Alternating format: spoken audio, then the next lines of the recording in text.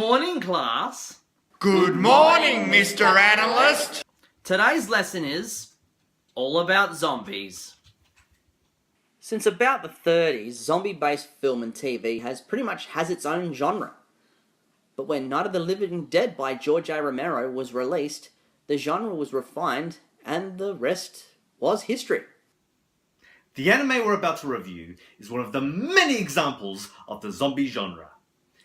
And despite the title, it wasn't made by George A. Romero.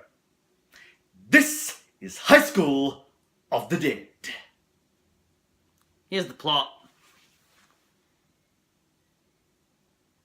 Why aren't you showing anything? Well, basically it's Dawn of the Dead or Walking Dead, but in Japan. Yeah, that makes sense. More room for the product. High School of the Dead is a Japanese manga series written by Daisuke Sato and illustrated by Shoji Sato. Both of these guys worked on the issues between September 2006 and May 2013, but was left unfinished following Daisuke Sato's death in March 2017. So really we're dealing with an unfinished anime. Seems that way. Anyway, despite this, a 12-episode anime adaptation was produced by Madhouse, and it covered the first 4 volumes. Yeah, it's the zombie genre. Everyone's doing them. Oh, we forgot to roll call the students. Oh yeah. Time for roll call, everyone. Goody. Takashi Komuro. Present. Rei Miyamoto. Present. Saiko Buzujima. Present. Lumpy Space Princess. Excuse me? Sorry, I mean Saya Tagagi. Present. Kota Hirano. Present. And where is our token bully? Absent. FleshEating Zombie. In the first episode, our main character is contemplating about his past. Then we get Lumpy Space Princess complaining. And after that, we see a clip of the first bite at the gate. Then the adventures begin. 5, 4, 3, 2, 1, here we go! And with the drop of the chalk, everyone goes bananas.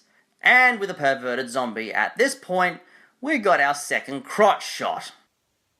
That's two crotch shots. You do realise they are students, right? And you realize that I am playing a vampire that likes to count. Oh, by the way, you missed one school nurse with two bees. That's enough! Let's just fast forward this. Eventually they do make it to the roof, but it's for nothing. At episode 2, the survivors band together and part of the plot starts forming. Also, Lumpy Space Princess calls the zombies stupid. The big dumbasses. Well, what did you expect? They're zombies. It's kind of their thing. We then find out that the zombies are blind, but can hear sound. They almost leave, then... You gotta be kidding... Oh wait, never mind. In episode 6, we have Fan Service Central. Hanememeha! I can't believe I just did that. Then, in episode 7, a little girl is introduced, named Alice Murasato. There are some funny moments in this anime. Such as? Well, there are quite a fair amount throughout the series. Including an extra episode, episode 13, Drifters of the Dead, where they are stuck on an island with comedy and fan service. And possibly shenanigans. I want something that scares me, not bloody makes me feel... While the analyst is describing on how he feels, let's point out the flaws in this anime.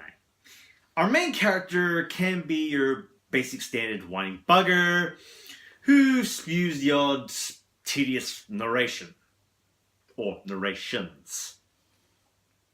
But he's tolerable and he gets the girl. Oh, that's right. Confusing. Like a broken dick. Like not knowing when to go up or down. But also through the series, there are some good laughs. It makes a lot of mentions such as The Breakfast Club, Breaking Bad, The Alamo, and other stuff like that. Which does give it that kind of charm, like it's being relatable or something. The intro to each episodes are also amusing, with dead in the titles. Basically, this anime has its own identity. As long as the voice actors are doing their part, that's fine with me. Funny you should mention that. Rei is voiced by Jessica Boone, who you may know for her role as Chiyo-chan from Azumanga Daioh. We also have the nurse Shizuka Marakawa, played by Monica Rial, who you may know from roles such as Bulma from the Dragon Ball franchise. Both actresses play their roles quite well. But the problem is, it's ridiculous and distracting. And I just found it less scary. And you know why? The fan service! On the plus side, we don't have that asshole who jeopardizes the group. Though I am keeping my eye on Seiya, just in case. That being said, there's this psycho teacher named Koichi Shido, and he's leading some students astray. Luckily, our team of zombie killers diminish his credibility.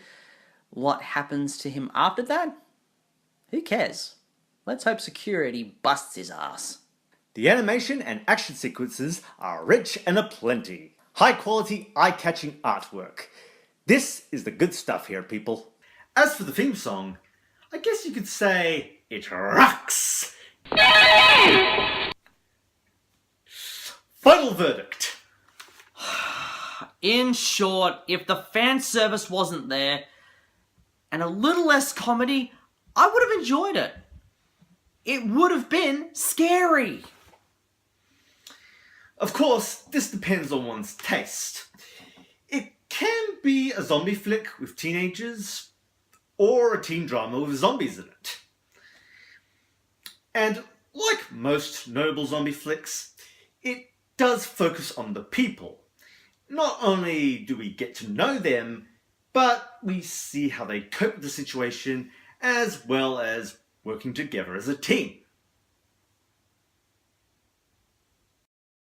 Fun fact, Kota Hirano is based on the Hellsing manga creator Hirano Kota, and is considered one of the most interesting characters of this anime, especially with his MacGyver nail gun.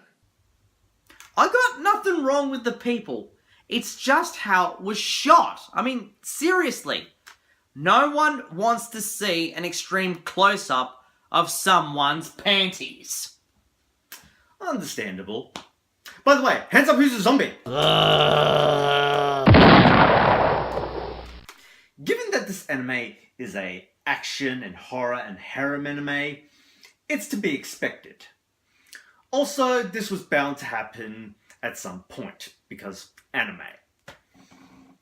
Even if these things are not an issue, there are some things that feel missing, like it's not complete or something. As for the seal of approval, it only just hits the mark.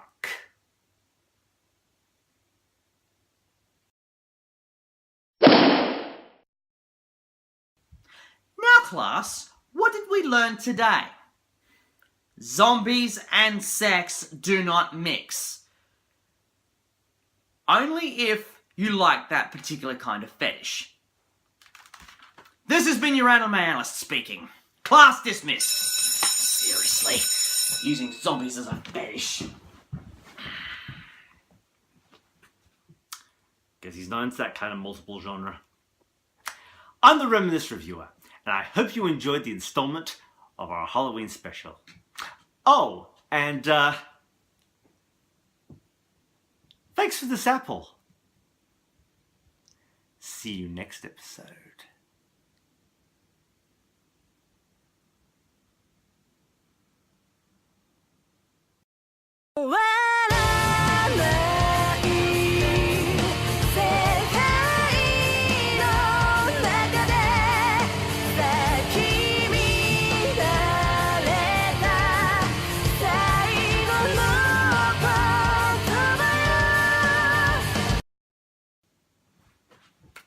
Give me that!